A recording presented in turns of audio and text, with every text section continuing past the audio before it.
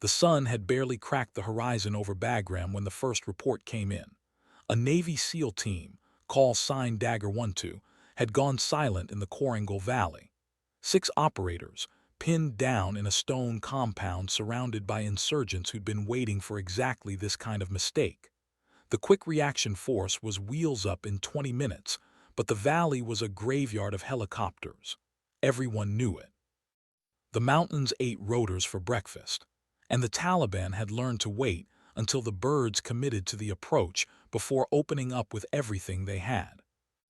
In the operations center, a 3-star general stared at the plasma screen showing the red icon blinking in that godforsaken valley. His jaw worked something over, probably regret, probably the math of how many more men he'd lose trying to save 6.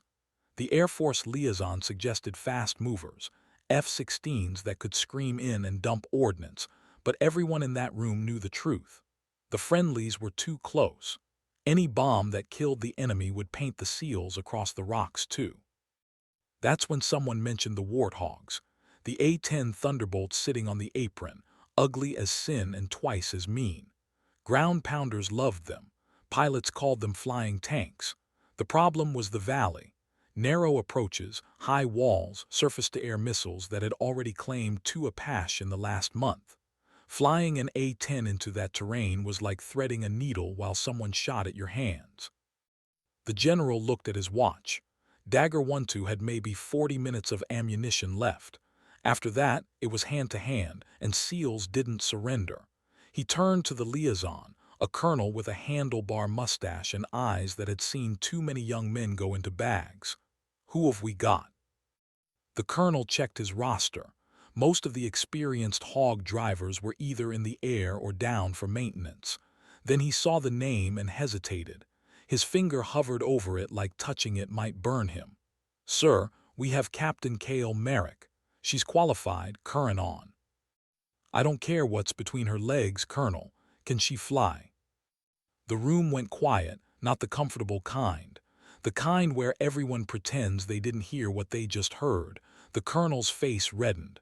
"Yes, sir, she can fly." What the general didn't know, what nobody in that room except maybe the crew chiefs knew, was that Cale Merrick had already done the impossible. Just not where anyone was watching. She was in the ready room when they found her, sitting alone with a cup of coffee that had gone cold an hour ago. Her flight suit was worn at the elbows, name tape faded from too many washings. Dark hair pulled back in a regulation bun. No makeup. No jewelry except for a thin scar that ran from her left eyebrow into her hairline. Souvenir from a hard landing in Iraq that had killed her wingman and left her with a medical board that nearly ended her career. They called her Gravedigger because she'd buried her fear so deep nobody could find it. The name started as an insult. After Iraq, after the board, after she clawed her way back into a cockpit, some asshole at her first duty station said she'd dug her own career grave and was just waiting to fall in. She'd smiled, said nothing, and taken the call sign like a gift. Now it was printed on her helmet, painted below the canopy rail of her aircraft. She wore it like armor. The operations officer, a major named Voss with a voice like gravel in a blender, stuck his head through the door. "Merrick, you're up. Troops in contact, immediate CAS tasking." She didn't ask questions, didn't hesitate, just set down the coffee, grabbed her helmet bag, and followed him into the sunlight where her A-10 waited. Tail number 8147. She'd flown it 30 times, knew every quirk, every rattle, every way the stick pulled slightly left when you pushed past 400 knots. The crew chief, a staff sergeant named Boone with arms like bridge cables, met her at the ladder. He didn't smile. Boone never smiled, but he nodded, and that meant everything was ready. "She's hot, Captain. 30 millimeters loaded, Mavericks on stations 3 and 9, full bag of Hydra rockets." Cale ran her walk-around by touch as much as sight. Hand on the landing gear strut, checking for hydraulic leaks. Eyes on the turbofan intakes, making sure no FOD had wandered in. The A-10 was ugly in a beautiful way, all angles and purpose, built around a gun so powerful the plane had to be designed to absorb its recoil. She loved it the way some people loved mean dogs. Strapped in, canopy down, the world narrowed to instruments and sky. Tower cleared her without the usual banter. She could hear it in the controller's voice, the tension. Someone was dying, and she was the answer they'd pulled out of a hat.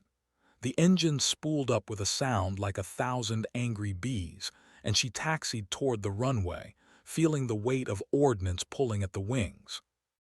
Voss's voice crackled in her helmet. Gravedigger, be advised, target area is hot.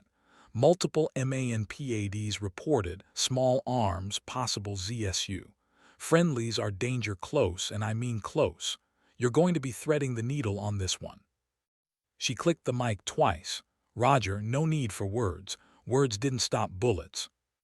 The runway stretched out ahead, heat shimmering off the concrete. She pushed the throttles forward, felt the hog lunge against its brakes like something wild, then released and let it run. The nose gear lifted, and she was flying, climbing into air that smelled like jet fuel and possibility. 30 miles to the valley, maybe 15 minutes if she pushed it. The corangle opened up below her like a scar in the earth, brown and unforgiving. She descended to 5,000 feet, low enough to see details, high enough to have options if things went bad. The JTAC's voice came through, call sign Chaos 6, and he sounded young. They always sounded young. Gravedigger, Chaos 6, we have Dagger 1-2 pinned in a compound grid November Delta 437821.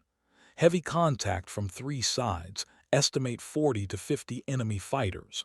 We need fire now. How copy? Good copy, Chaos. Gravedigger inbound 2 minutes. Authenticate Bravo Tango. Roger, Bravo Tango confirmed. Be advised, friendlies are inside the compound. Danger close is not a suggestion, it's a fact. She could hear gunfire in the background of his transmission. Not the distant pop of small arms, but the close, ugly chatter of automatic weapons.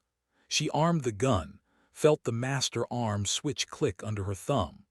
The targeting pod slewed to the coordinates, and the world appeared on her screen in shades of gray. The compound sat in the bottom of the valley like a stone box. She could see muzzle flashes all around it, little white blooms against the infrared backdrop. And inside, nothing. Just the square of the courtyard and the hope that 6 men were still breathing. Chaos, Gravedigger has visual, marking targets now. Confirm friendlies are inside the compound walls. Affirm, affirm. They're in the main building, north side. Everything outside that wall is hostile. We need you to break the contact so the birds can get in. She banked hard, feeling the GS press her into the seat, and lined up her first run. The cannon's pipper tracked across the screen, finding the cluster of heat signatures on the eastern wall. Fighters. Lots of them. She squeezed the trigger, and the GAU-8 Avenger roared to life. The sound was indescribable, like God tearing a phone book in half. 70 rounds per second of 30mm depleted uranium, each one capable of punching through tank armor. She walked the fire across the enemy position, saw bodies disintegrate in the infrared, saw the world turn white with violence. The plane shuddered, slowed, and she released the trigger, pulling up and away as tracers reached for her like angry fingers. Good hits, good hits. Chaos is clear on the east side. We need the same on the south wall. She rolled inverted, pulled the nose through the horizon, and came around for another pass. Below, she could see them scattering now, running for cover. But there was nowhere to go. The valley walls trapped them as much as they trapped the SEALs. She fired again, stitching a line of destruction through a cluster of fighters who'd thought the rocks would save them. That's when the missile launched. She saw it on her threat warning display before she felt it, a bright tone in her ears and a strobing light on the panel. SA-7, shoulder-fired, coming up from her 7 o'clock. She punched flares, felt them kick out behind the aircraft in a shower of burning magnesium, and broke hard left. The missile followed for a second, then lost lock and detonated 100 feet behind her. The shockwave rattled her teeth. Gravediggers taking fire. Sam launch from the western ridge. Copy, we see it. Can you continue? She didn't answer with words, just lined up another pass, this time on the western ridge where the missile had come from. The Mavericks hung heavy on her wings, waiting. She locked one onto the heat signature of a vehicle, something big, probably a technical with a gun mounted in the bed. The missile leapt off the rail with a whoosh and a trail of white smoke, impacted 3 seconds later in a fireball that turned night into day. The JTAC was screaming now, but it was the good kind of screaming. That's it, that's it. Dagger is moving, they're making for the LZ. Keep them off us for 2 more minutes. 2 minutes. In combat, it was a lifetime. She circled overhead like a falcon, watching for movement, for any sign the enemy was regrouping. The Apache arrived then, 2 of them, low and fast, their nose guns already tracking. She passed them the coordinates of remaining targets, and they went to work with rockets and chain guns while she held high, waiting, watching. The SEALs appeared on her screen, 6 figures moving fast across open ground toward the extraction point. One of them was limping. Another was dragging someone. The helicopters came in with rotor wash that blew dust into a blinding cloud. The SEALs piled in and the birds lifted, tilting forward and accelerating up the valley. KL stayed overhead until they were clear, until the threat warning was silent, until the JTAC called off and said the magic words. Dagger is secure. Gravedigger, you are cleared to return to base. Good work. She turned southwest, toward Bagram, and let the adrenaline bleed out of her hands. They were shaking. They always shook after. Back at base, she shut down on the apron, went through the post-flight checklist by rote, and climbed out into air that felt too hot and too still. Boone was waiting, looking at the aircraft with the expression of a man who'd just seen his dog get hit by a car. There were holes in the tail. Not big ones, but enough. Small arms fire, probably. She'd been too busy to notice. She held together, Boone said. It wasn't a question. She always does. The debrief lasted an hour. The same questions, the same answers. Yes, she'd confirmed the targets. Yes, the friendlies were clear. Yes, she'd taken fire. No, she didn't need to see the flight surgeon. She was fine. She was always fine. The 3-star showed up at the end, the one who'd asked if she could fly. He didn't apologize. Generals didn't apologize. But he shook her hand and he held it a second longer than regulations required. Captain Merrick, that was exceptional work. Just doing my job, sir. No, he said, and his voice was quieter now, almost gentle. That wasn't a job, that was art. She didn't know what to say to that, so she said nothing. He left, and she went back to the ready room, back to the coffee that was still cold, back to the silence that was louder than gunfire. The next morning the story spread. Not through official channels, but the way stories always spread in the military, mouth to ear, embellished and refined. A female pilot had gone into the Korangal, threaded the valley everyone said was suicide, and pulled 6 SEALs out of hell. The details changed with each telling. Some said she'd been hit by 3 missiles. Some said she'd killed 100 insurgents. The truth was somewhere in the middle, but truth didn't matter as much as the feeling. And the SEALs, when they heard who'd saved them, didn't say much. But one of them, a master chief with 20 years and a face like old leather, made a point of finding her call sign and adding it to a list he kept. A list of people who'd earned his respect. The list wasn't long. Days passed. Cale flew more missions, stacked more coordinates, dropped more ordnance. The routine swallowed everything, turned drama into paperwork. But something had shifted. The other pilots nodded when she walked by. The crew chiefs worked a little faster on her jet. The jokes in the ready room stopped being about her and started being with her. It was subtle, the kind of thing you couldn't point to, but it was real. 3 weeks later, another call came in. Different valley, same problem. A convoy ambushed, casualties mounting, air support requested. This time, when they looked at the roster, her name wasn't at the bottom. It was at the top. And when the operations officer called her name, half the room stood up. Not because they were ordered to, because they wanted to see how she'd do it again. She did it again, and again, and again. Each mission added another layer to the legend, another story to the quiet mythology that grew around her call sign. Gravedigger, the pilot who went where others wouldn't, the one who brought people home.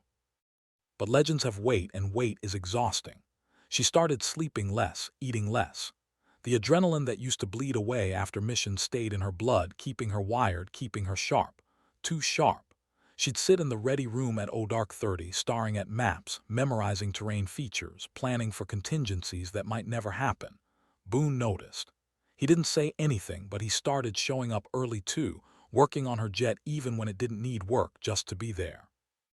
One night after a mission that had gone bad, not her fault, just bad luck and worse timing, she sat in the cockpit long after shutdown.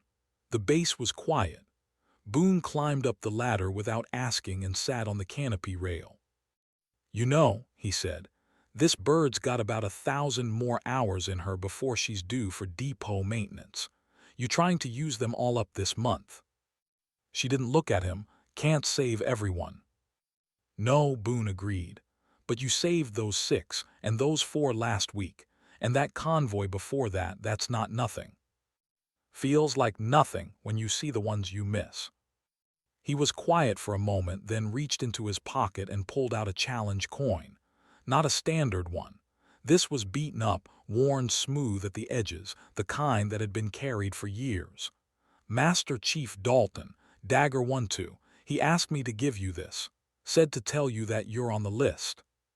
She took the coin, felt the weight of it. On one side was the seal trident. On the other, someone had engraved a single word in rough letters: Gravedigger. "What list?" "The one that matters." She closed her fist around the coin and nodded. Boone climbed down and walked away, leaving her alone with the stars and the knowledge that sometimes doing your job was enough. Sometimes it was everything. The missions continued. Summer turned to fall. The leaves back home were changing colors, but here in Afghanistan, everything stayed the same shade of brown. Kale flew, and the hog roared, and the enemy learned to scatter when they heard that distinctive engine sound. The Taliban started calling her something in Pashto that the interpreters translated as the Iron Woman. Not because she was invincible, because she kept coming back. Her 4th month in country, command decided to rotate her back to a training role. Not a demotion, a necessity. They needed someone to teach the new pilots how to survive in the valleys, how to thread those needles without dying. She resisted at first, told them she was more useful in the air. But orders were orders, and eventually she packed her gear and boarded a C-17 that smelled like diesel and carried her away from the war. Back at Nellis Air Force Base in Nevada, the desert looked different, cleaner, less angry. She stood on the flight line watching new pilots make their approaches, seeing herself in their mistakes, and wondered if any of them would ever have to do what she'd done. She hoped not, but she trained them anyway because hope wasn't a strategy. The first class she taught, 30 pilots fresh from advanced training, looked at her like she was a museum exhibit. They knew the stories. Everyone knew the stories, but stories and reality were different things, and she could see the doubt in some of their eyes.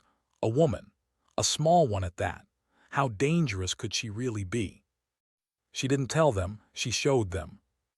The range was empty except for targets and heat shimmer. She took an A-10 down to 200 feet, threaded a canyon at 400 knots, and put 30-millimeter rounds through a target the size of a car door from a mile away. Then she did it again, this time with missiles, walking them through the geometry of a Maverick shot while pulling 4GS. When she landed, the doubt was gone. One of the young pilots, a lieutenant named Reeves with a college degree and no combat time, raised his hand during the debrief. "Captain Merrick, how do you stay calm when everything's going wrong?" She thought about the question, really thought about it. "You don't," she said finally. "Calm is a myth. You just learn to work through the fear. You acknowledge it, file it away, and do the job anyway. The fear doesn't go away. You just get better at ignoring it." "Is it true you flew through a valley that 2 Apache wouldn't go into?" "They went in after me," she corrected.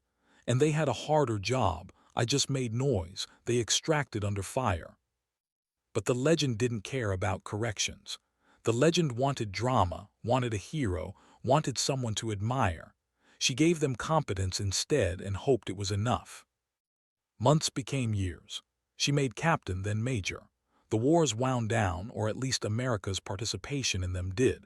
The A-10 was almost retired 3 times, saved each time by ground commanders who refused to give up the plane that had saved them. Cale transitioned to other aircraft, flew F-16s for a while, even got checked out in the F-35. But she kept her flight suit with the Gravedigger patch, kept Dalton's challenge coin in her locker. She was teaching at the weapons school when the call came. A different kind of call this time, not a mission, a ceremony.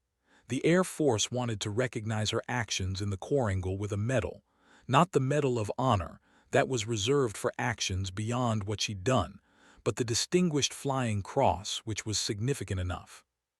She said no at first. Medals were for people who wanted attention, and attention was the last thing she needed. But her commander, a colonel who'd flown with her in Afghanistan, made it clear that this wasn't about her. It was about the mission, the aircraft, the enlisted crew chiefs and weapons loaders and maintainers who made it all possible. She could decline for herself, but she couldn't decline for them. The ceremony was small. Just her squadron, some press, and a 2-star who read the citation in a voice that made it sound more dramatic than it had felt at the time. The medal came in a blue box with a ribbon that felt too bright, too clean. When it was over, she shook hands with people she didn't know, smiled for photos she didn't want, and escaped as soon as protocol allowed. But something unexpected happened. Young women started showing up at her lectures. Not just Air Force, Navy, Army, even Marines. They didn't ask about tactics or weapons systems. They asked about breaking in, about being taken seriously, about doing the impossible when everyone said it couldn't be done. She didn't have easy answers. You just keep flying, she'd tell them. You be so good they can't ignore you, and when they finally look, you're already gone doing the next impossible thing. It wasn't inspirational. It wasn't poetic, but it was true, and truth was more valuable than comfort. Years later, after she'd made lieutenant colonel and was running her own squadron, after she'd trained hundreds of pilots and seen some of them die and others become better than she'd ever been, she got an email from a name she didn't recognize. The subject line said, "Thank you." The email was from the daughter of one of the SEALs she'd saved in the Korangal. He died years later in a training accident, but before he died, he told his daughter about the mission, about the valley, about the A-10 pilot who'd come in when no one else would. The daughter was in college now, studying aerospace engineering. She wanted to design aircraft that could do what her father had described, wanted to build something that could save lives the way Cale had saved his. Cale read the email 3 times, then closed her laptop and stared out the window of her office at the flight line where A-10s were taxiing for the evening go. The sun was setting, painting the sky in colors that didn't exist in Afghanistan, and she realized something she'd been too busy to notice before. She'd become the thing she'd never thought possible. Not a hero. Heroes were for movies, but a legacy. Something that would outlast her, outlast the stories, outlast even the aircraft she'd flown. She'd shown people that the impossible was just the word you used before someone did it anyway. The next morning, she got another call. Another impossible mission. Not a combat one this time. The Air Force was developing new close air support tactics for near-peer conflicts, and they needed someone who understood what it meant to fly when the enemy was actually shooting back. Would she be interested in leading the project? She looked at the challenge coin on her desk, still worn smooth from years of being carried. Thought about the SEALs who'd trusted her with their lives, about the young pilots who'd asked how to stay calm in the chaos, about the daughter of a man she'd saved who was now trying to save others. "Yes," she said, "I'm interested." Because the mission was never over. It just changed shape. And she'd learned a long time ago that the only way out was through. So she went through, again and again, until going through became who she was. Gravedigger. The pilot who buried fear and doubt and impossibility in a hole so deep they'd never claw their way out. And somewhere in Afghanistan, in a valley where helicopters went to die, the rocks remembered the sound of her engines. The Taliban told stories to their children about the Iron Woman who couldn't be stopped. And the sky, indifferent and eternal, held the memory of a small aircraft with battle damage crawling home on asymmetric thrust and pure determination. But that part of the story came later. First, there was the mission that changed everything. The one they still talk about in ready rooms and squad bays. The one that made even the SEALs stop and take notice. The mission where an A-10 came home missing something no aircraft should ever lose and still survive. It started on a Tuesday. The tasking came through at 0:30, the kind of hour when the world is still deciding whether to be night or morning. Kale was already awake, had been for an hour, going through her pre-flight routine in her head, muscle memory written in neurons. She didn't need to be in the aircraft to fly it anymore. She'd flown it so many times the switches and dials were mapped in her brain like a second language. The mission brief was worse than usual. A Special Forces team, call sign Titan 3, had been compromised deep in the mountains near the Pakistan border. Intelligence suggested a high-value target in a compound, and Titan had moved in to capture or kill. But the intelligence was wrong. Not slightly wrong, catastrophically wrong. The compound was a trap, and now 12 Green Berets were pinned down with wounded, running low on ammunition, and facing an enemy force that outnumbered them 10-1. The kicker, the weather was degrading fast. A storm system moving in from the north would shut down all air operations within 3 hours. If they didn't extract Titan before the storm hit, those men would be on their own until it passed. And storms in those mountains lasted days. The operations officer, now a lieutenant colonel named Haas who'd flown with her in the early days, laid it out without sugar-coating. The Apache can't get in. Ceiling's too low, and the approaches are covered by heavy machine guns and possible MA and PADS. Fast movers are no-go because the friendlies are inside a building complex. We need someone who can get low, stay low, and put precision fire on targets within 50 meters of our guys. Everyone in the room knew what that meant. They needed a hog driver, and not just any hog driver. They needed someone who'd done it before and survived. Haas looked directly at Kale. Gravedigger, you're up, and I won't lie to you, this one's bad. If you want to pass, I'll find someone else. She met his eyes and saw the weight there. He didn't want to send her. He had to send her. There was a difference, and the difference mattered. I'll take it, she said. 30 minutes later, she was strapped into A-10, the same aircraft she'd flown dozens of times, the one with her call sign stenciled below the canopy. Boone had already armed her, full load of 30mm 6 Mavericks, 2 pods of Hydra rockets, maximum pain in minimum space. He'd also added something new, a handwritten note taped to the instrument panel. "Come back," it said, just 2 words. But they carried the weight of every crew chief who'd ever watched a pilot fly into something that looked like death. She taxied out into darkness that smelled like rain. The storm was coming. She could feel it in the air, in the way the wind gusted across the runway. Tower cleared her immediately, no delays, no small talk. She pushed the throttles forward and felt the hog leap into air that already tasted like violence. The flight to the target area took 40 minutes. She used the time to study the terrain, memorize the coordinates, and listen to the radio chatter that painted a picture of men fighting for their lives. The JTAC, call sign Viper 1, sounded older than the usual batch. His voice was steady, professional, but she could hear the gunfire behind him, could hear someone screaming in pain. Gravedigger, Viper 1, authenticate Charlie Echo. Charlie Echo confirmed, what's your situation? We're in a compound, 3 buildings taking fire from all sides. We've got 4 wounded, 2 critical. Enemy is using the high ground to the north and east. They've got technical vehicles with heavy guns and at least 2 MA and PADs we've confirmed. The Apache tried to come in an hour ago and had to abort. 1 took an RPG hit. They're okay, but they can't get back in here. Kale processed the information, built the picture in her head. Compound in low ground, enemy on high ground. Classic ambush. And the MANPADs meant she couldn't just orbit and pick targets at leisure. She'd have to get in close, hit fast, and get out before they could lock her up. Copy all, Viper. I'm 3 minutes out. Start marking targets with IR laser. Roger, laser's coming on now. She descended through cloud deck that felt like flying through wet cotton. The visibility dropped to nothing, just gray emptiness, and the instruments telling her she was still alive and flying. Then she broke through at 1,500 feet and the world appeared.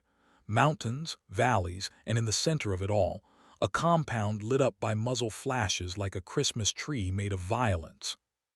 The targeting pod found the laser markers immediately. Viper was good. He'd marked 3 distinct enemy positions with IR lasers that looked like spotlights in her screen.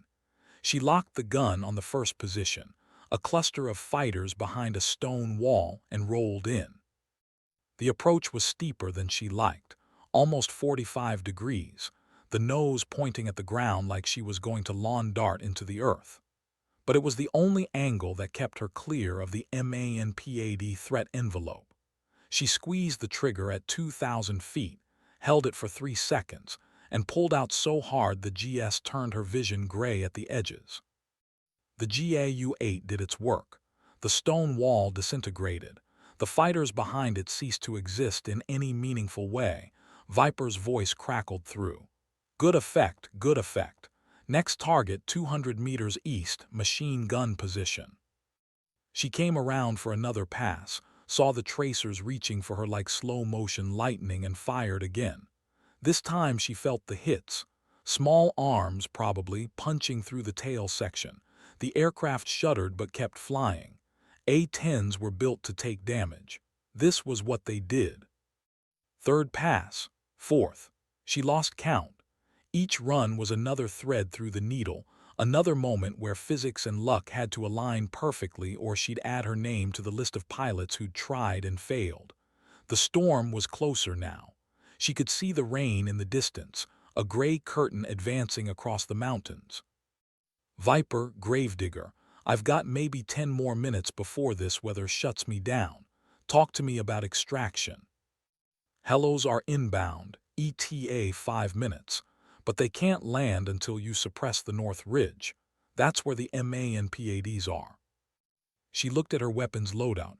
4 Mavericks left, enough, she hoped. The ridge was 1,000 meters north of the compound, a line of rocks and scrub where heat signatures clustered around 2 vehicles. Technicals, probably. She locked a Maverick onto the first vehicle, fired, watched the missile streak away on a pillar of smoke. Impact. The vehicle disintegrated in a fireball that lit up the mountainside. The second vehicle was moving now, trying to escape. She locked another Maverick, but before she could fire, her threat warning screamed. Missile launch. SA-7. Close. She punched flares and broke left so hard she felt something pop in her neck. The missile followed, lost lock, reacquired. It was tracking her through the flares using optical guidance. She dove for the deck, trying to put terrain between her and the seeker head. The missile stayed with her. 2 seconds to impact. 1 second. The explosion felt like someone had hit the aircraft with a sledgehammer. The right engine disintegrated. Shrapnel tore through the right wing, shredding hydraulics and control surfaces. Master caution lights lit up the panel like a slot machine paying out. She fought the stick, trying to keep the nose up, trying to keep flying. Gravedigger's hit. Right engine's gone, significant damage to the right wing, still flying. Can you make it back? She looked at the gauges. The ones that were still working painted a grim picture, hydraulic pressure dropping. Flight controls degraded to manual reversion, fuel streaming from a punctured tank. But the left engine was still running, still pulling. And the aircraft was still responding to her inputs, sluggish but alive. I can make one more pass. Negative, Gravedigger, abort and return to base. Negative, you still need that ridge suppressed or the Helos can't get in. One more pass. She didn't wait for permission. Lined up on the second vehicle, locked the Maverick with hands that had stopped shaking because there was no time for shaking. Fired. The missile hit and the ridge went quiet. No more threat warnings, no more missiles. Ridge is clear, send the hellos. Roger, they're inbound. Gravedigger, get out of there. She tried, pointed the nose toward Bagram and pushed the remaining engine to military power. The aircraft climbed, fighting her every inch. The right wing was heavy, wanted to drop. She had to hold constant left stick just to keep level, and the fuel gauge was dropping faster than it should. Math said she had maybe 20 minutes before the engine quit from fuel starvation. Bagram was 40 minutes away. She did the calculations in her head, the cold arithmetic of energy and distance. Couldn't make it back to Bagram, but there was a forward operating base, a small strip 30 miles southeast. If she could nurse the aircraft that far, if the engine held, if the wing didn't come off, she could make it. Bagram Tower, Gravedigger declaring an emergency. I'm diverting to FOB Salerno. Single engine, battle damage, unknown structural integrity. Copy your emergency, Gravedigger. FOB Salerno is notified. Medical and fire rescue will be standing by. She flew in silence after that, listening to the wind whistle through holes in the airframe, listening to the engine that might quit any second, listening to her own heartbeat which sounded too loud in her ears. The mountains passed below, indifferent to whether she lived or died. The storm caught her halfway to Salerno, rain hammering the canopy, turbulence throwing the aircraft around like a toy. The right wing was flexing now. She could see it moving, bending in ways wings weren't supposed to bend. Metal fatigue, stress fractures, something was going to give. She just had to make sure it gave after she was on the ground. Salerno appeared through the rain like a mirage. A single runway carved into the valley floor, trucks with lights marking the edges. She called the tower, got immediate clearance. No pattern, no procedure. Just get the aircraft on the ground before it came apart. She lined up on final approach, dropped the landing gear, felt them lock into place with a thunk that sounded like a prayer being answered. The wing was shaking now, vibrating so hard she could see the rivets dancing. 500 feet, 300. The runway lights grew brighter. 100 feet. That's when the wing failed. Not completely. Just a section of the outboard panel where the missile had hit. It folded up, metal screaming, and the aircraft rolled hard right. She countered with full left stick and rudder, but manual reversion meant she was fighting physics with nothing but muscle. The aircraft stabilized for a second, and she used that second to flare. The hog hit the runway hard, harder than any landing she'd ever made.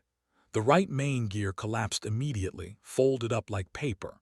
The aircraft skidded on its belly, throwing sparks and pieces of metal. The left gear held, then gave way. She was sliding sideways now, fighting to keep the nose straight, waiting for the moment when something caught and the aircraft cartwheeled. It didn't.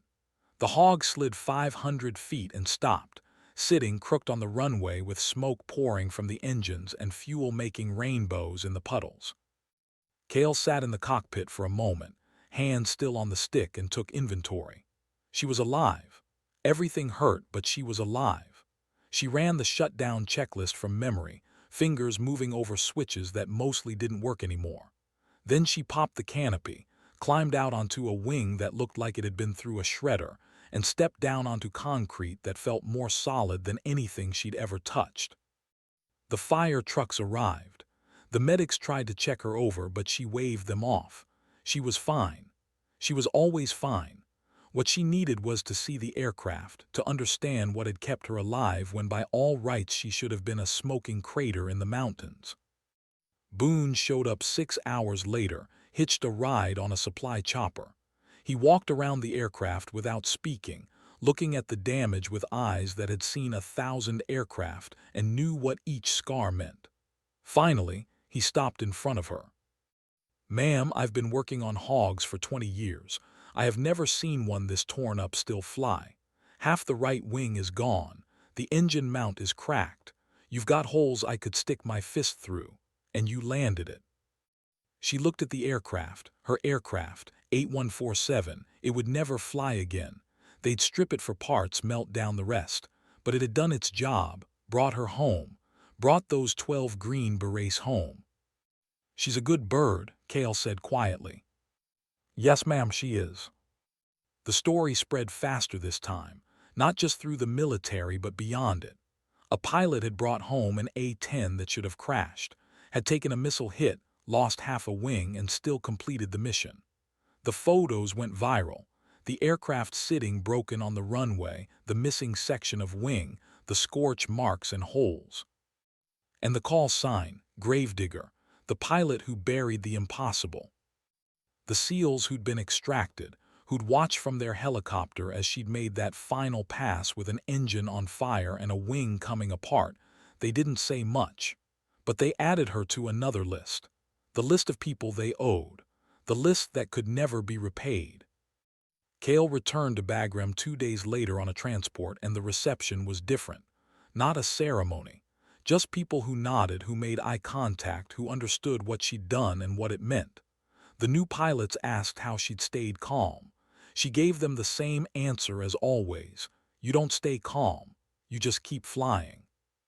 But privately, alone in her quarters with the lights off and the bass settling into its nightly rhythm, she looked at the challenge coin from Master Chief Dalton and wondered if she'd used up all her luck.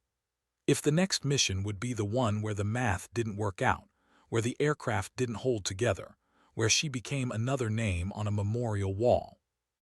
Then she set the coin on her footlocker, lay back on her bunk and closed her eyes. Tomorrow there would be another mission, another tasking, another group of men who needed someone to come get them when no one else could. And she'd be there, because that's what Gravedigger did. The mission was never over. It just changed shape, and she'd fly through whatever shape it took until the day she couldn't anymore. Until then, the sky was waiting. The mountains were waiting, and somewhere out there, someone was counting on her to do the impossible. Again.